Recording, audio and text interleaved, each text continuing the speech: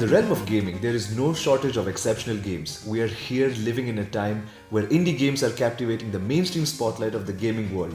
Small game developers started to pop up all over the world with a hunger for storytelling and with the purpose of proving mainstream paint-by-numbers industry wrong.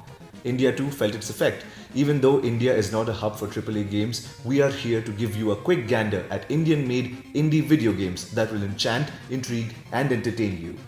Stay Mum is a narrative puzzle game about a mother and her son, a young boy with an active imagination and his mother who is busy trying to make a living. The child's loneliness is only cured by different blocks given to him by his mother. Why did the mother give him building blocks and what purpose do they hold is something only playing the game would reveal. The Delhi-based developers are gaining attention for the minimalist art style accompanied by smooth ambience. It also has a player interface that increases in difficulty to keep the player hooked for 70 levels. Undressed is a story-driven role-playing game set in ancient India in the midst of an uprising.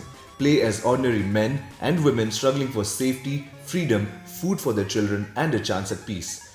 Developed by Jaipur-based Pterodactyl Games, the game is driven by dialogue. Every character has motive, customs, and place in the story. The crux of Undressed is the narrative, tackling several themes that are very much Indian, such as caste-based discrimination, famine, gender-based disparity, etc. Undressed throws the player in situations where they would have to make tough choices and live with those choices without a do-over. This adds to the overall gravity of this RPG game. Somewhere, an all-humongous game is a first-person narrative-driven tale with elements of puzzle and stealth. The game is set in an alternate colonial India and explores the people living in Kayamgarh. Somewhere it brings together seemingly unexplainable nonsense into an adventure. Steeped in Indian culture, the developers try to mesh Indian fantasy stories with non-linear storytelling. In the game, Olumingus subtly speaks of nationalism and an imagined secular construction of the nation, of one part of India trying to understand another part of India, and trying to build an individual identity at the same time.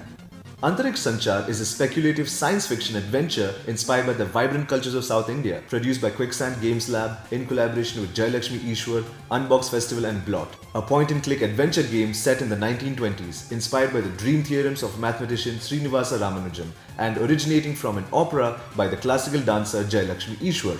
The aesthetic of the game has a vibrant art style with Carnatic music that sets it apart from the rest of its indie contemporaries.